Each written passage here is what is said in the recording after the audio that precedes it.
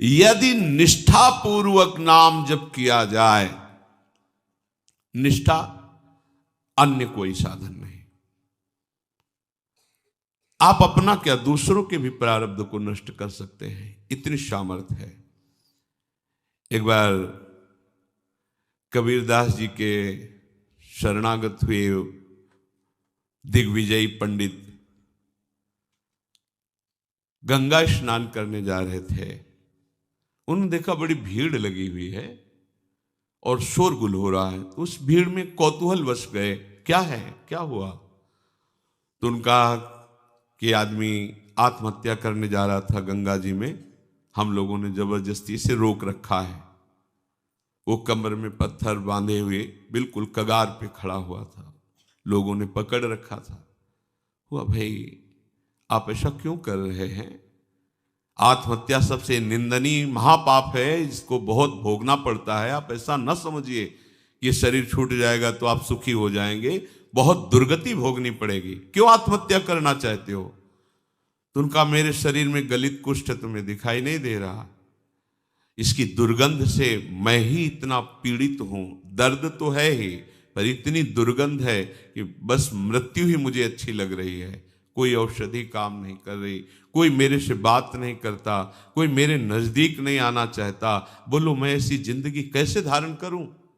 मैं खुद उब गया हूं इस जीवन से, पूरा शरीर सड़ रहा है, इतनी भारी दुर्गंध है, कोई नजदीक नहीं आता, कोई मुझे प्यार नहीं करता, कोई मेरी सेवा नहीं करता, कोई मेरे से बात नहीं। अब कैसे मैं जीऊं?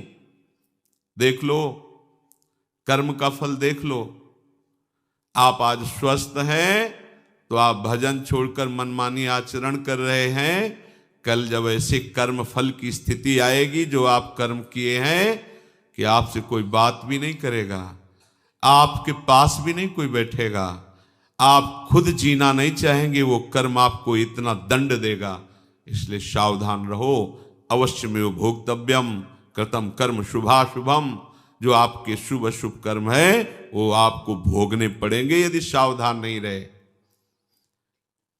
उन्होंने कहा कि तुम भगवान नाम की महिमा को जानते नहीं हो।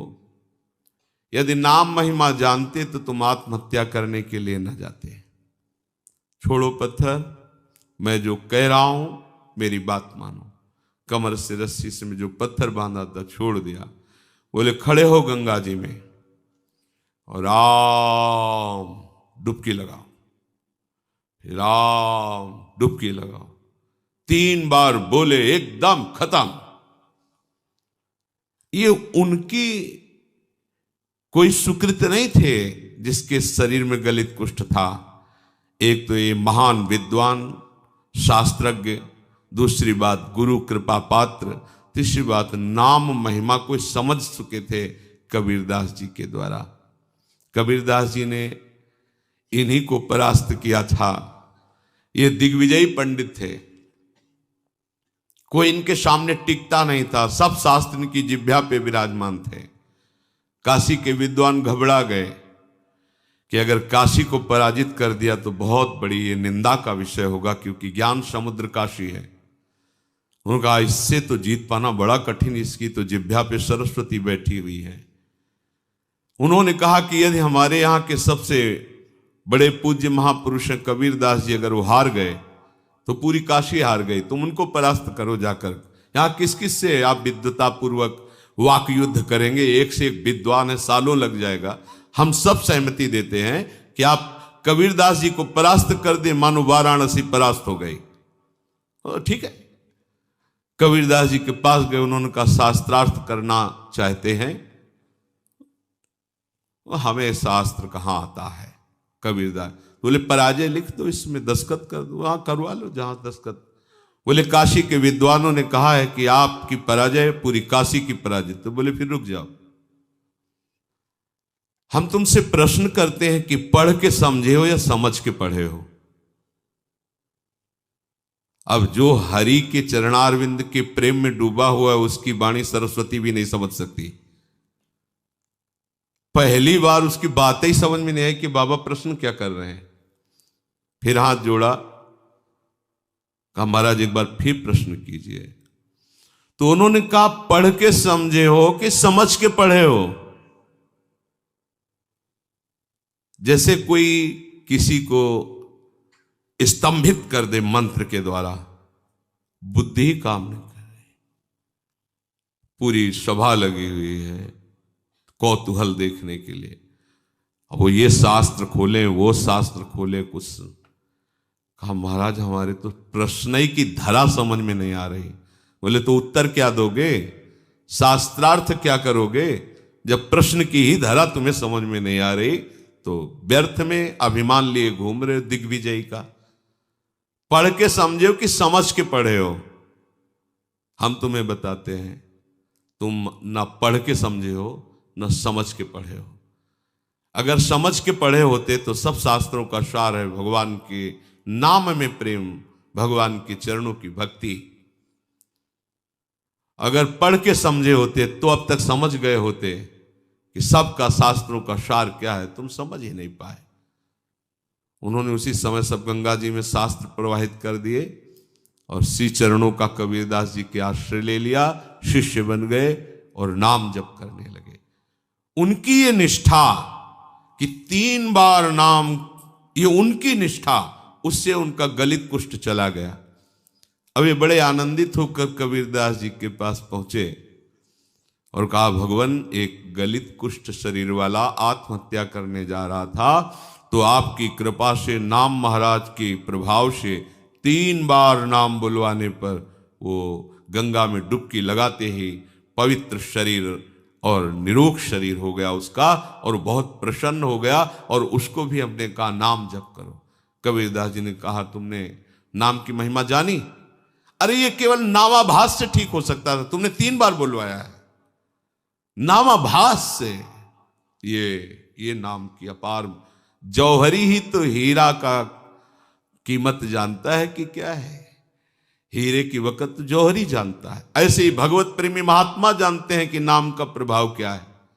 हम आप सब तो ऐसे ही राम कृष्ण हरि, पर ऐसे ही बोलो तो भी मंगल हो जाएगा, पर महिमा इतनी अगाध है, कह रहे अथई कांतिक भावे नोपासितम नाम भोगय के विनाशिम अपि प्रारब्धम।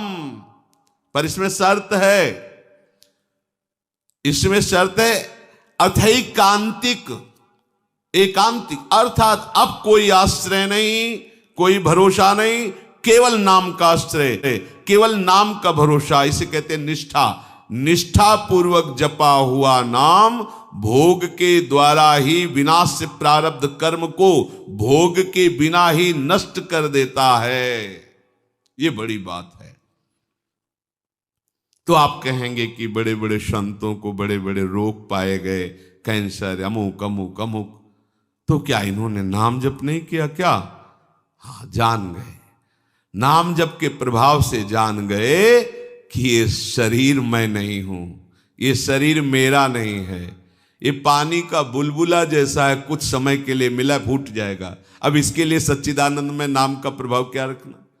जैसे सांप अपनी केचुल से कोई संबंध नहीं रखता, ऐसे भगवत भजन करने वाला महात्मा जो वास्तविक भागवतिक महिमा को जान गया है, वो इस शरीर से कोई मतलब नहीं रखता।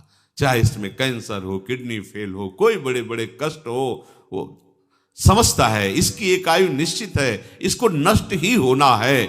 जब नष्ट ही होना है तो हम इसके लिए भजन रूपी महामहिम महिमा का प्रयोग क्यों करें? ये अविनाशी थोड़ी रहेगा, आज नहीं तो कल जाएगा। ये जब जाएगा ही तो इसके लिए हम अपने भजन को क्यों खर्चा करें? इसीलिए उन महापुरुषों ने अपने भजन का प्रयोग शरीर को स्वस्थ रखने में नहीं किया, नहीं तो इतनी सामर्थ्य है नाम में कि वो सब रोगों को नष्ट कर सकता है। आश्चर्य में ये देखा है।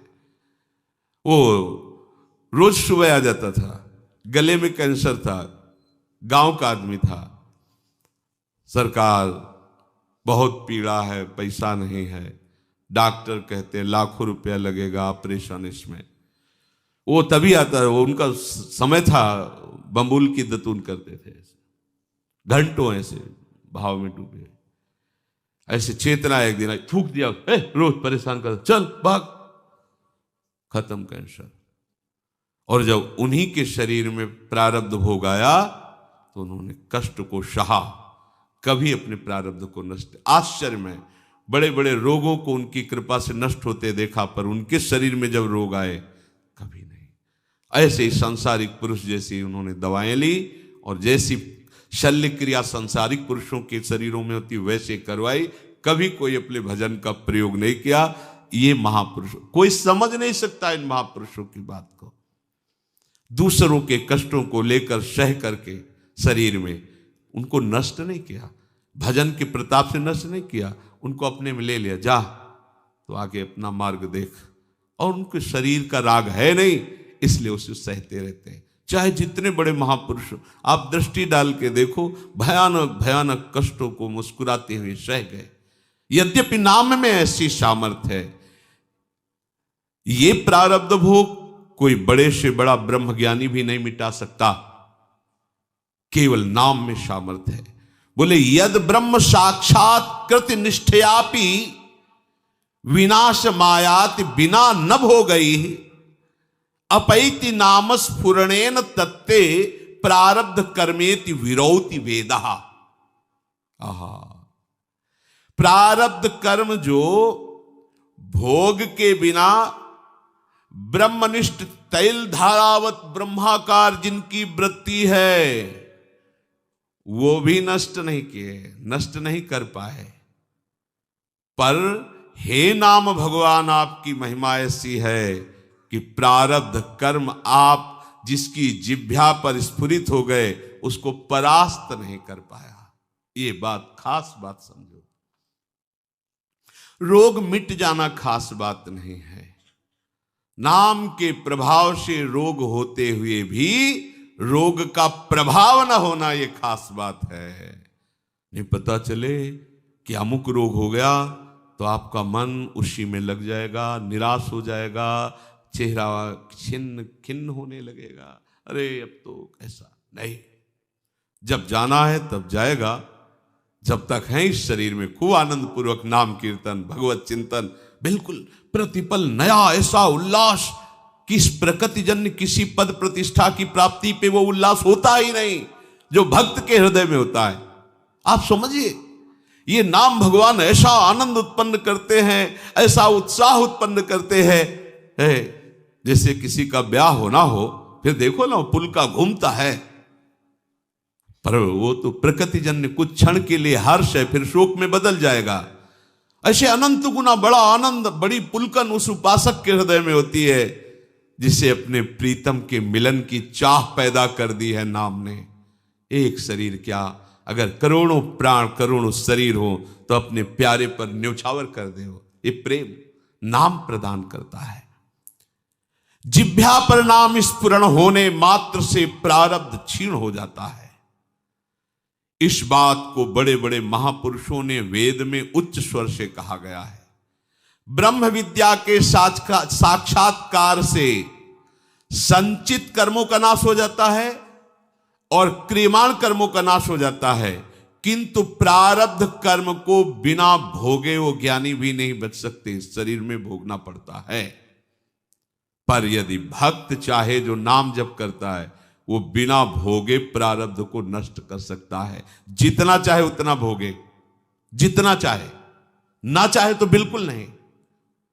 वो पूज्य श्रीधर बाबा के जब चरण सेवा करने रात्रि में जाते थे तो एक बार उन्होंने सुनाया था कि राधा कुंड की संत भगवान एक सेवा करते थे, सोहनी लगाते पूरे राधा कुंड में, कोई थूक दिया, कोई कुछ ऐसे उठा के साफ करते थे, भिक्षावृत्ति से खूब नाम जप करते थे। एक दिन उनके सामने एक काला आदमी आया जो दुर्गंध युक्त था।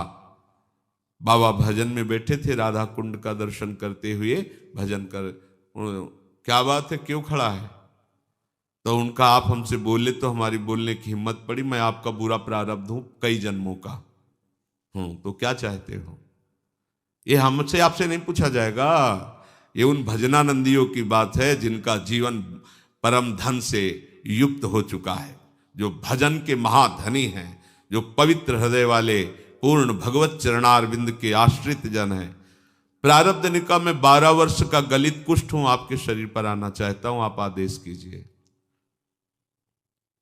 बाबा ने कहा हमारे पास 12 वर्ष नहीं कि हम तुम्हें लेके बैठे, रोज हमें राधा कुंड की सेवा करनी है और हमारी एक नियम निष्ठा है, ऐसा नहीं हो पाएगा। दूसरे दिन फिर आया और उन्होंने कहा कि दिन रात्रि जोड़ करके 6 वर्ष में हम भुगता देंगे, आप स्वीकार करो। 6 वर्ष बहुत होते हैं, हमारे पास समय नहीं। बात चलती रही, फिर उसने कहा अगर आप स्वीकार करें तो 24 घंटे में आपको 12 वर्ष का प्रारब्ध भोग भुगवा दें, पर आप कोई औषधि नहीं लेंगे, किसी शिष्य की सहायता नहीं लेंगे और हमारे स्वीकार करेंगे। बाबा ने कहा 24 घंटे तो ठीक है, हम सुबह सुबह राधा कुंड की सेवा करके एक कमरे में बैठ जाएंगे, आप हमारे ऊपर आ जाना, दूसरे सुबह फिर हम सेवा में आ जाएंगे, हमारी सेवा नहीं छूटेगी, चलो ठीक है।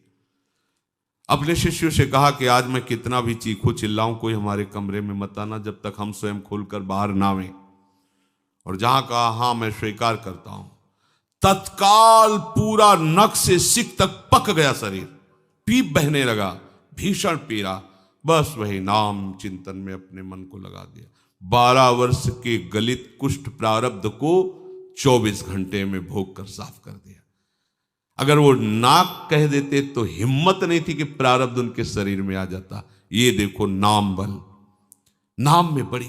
आप क्या समझते नाम जापक हैं, आपको जो रोग आया है, जो कष्ट आया है, बहुत कम करके आया है, बहुत कम करके दुलार पूर्वक प्रभु हमें दे रहे हैं, उसको बहुत सहज सहज ऐसे ही सहज। अगर वो प्रभु से बिलग हो जाओ और फिर देखो इसका तांडव, तो आपको प्रतिपल यही लगेगा मर जाऊं तो अच्छा। सच्ची कहता हूं, प्रतिपल यही लगेगा कि मर जाऊं तो अच्छा। कितना भयानक कष्ट है, आपको अनुभव में आने लगे। लेकिन कैसे बताएं तुम्हें, यदि प्रभु के आश्रित हो तो कैसे दुलार करते हैं। तो जो प्रारब्ध कर्म ब्रह्म विद्या से भी नहीं नष्ट किया जा सकता, वो केवल नाम के द्वारा नष्ट किया जा सकता है।